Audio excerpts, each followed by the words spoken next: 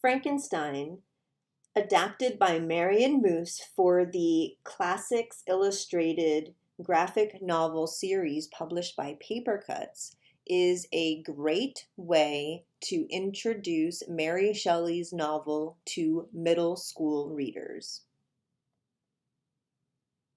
Like most graphic novels from this series, the books take great pains to reproduce as much of the original novel as is possible in a graphic novel format, using a lot of the original text from the novel, but obviously pared down and illustrated specifically with a middle school, late elementary and middle school, and early and perhaps junior high audience in mind in terms of the target for the illustrations.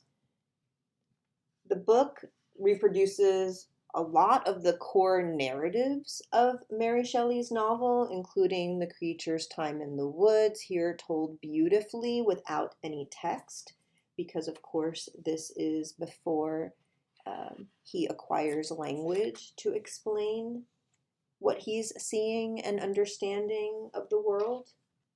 And we see this in a few different graphic novels that adapt the Frankenstein story. But then in other areas, you have, again, the reintroduction of heavily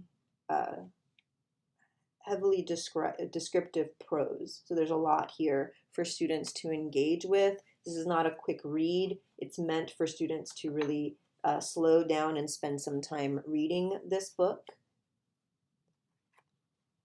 And even though it takes some notable liberties in terms of the plot, especially with some of the subplots, the framework of the Mary Shelley's original novel is here, as are a lot of the stories that are often cut out in adaptation, including The Creature's Time with the Delacys in the cottage. So this is a great book to introduce the original narrative and a lot of Mary Shelley's original language to readers who are not yet quite old enough to engage with the original 1818 novel, but are absolutely ready to engage with the novel's themes.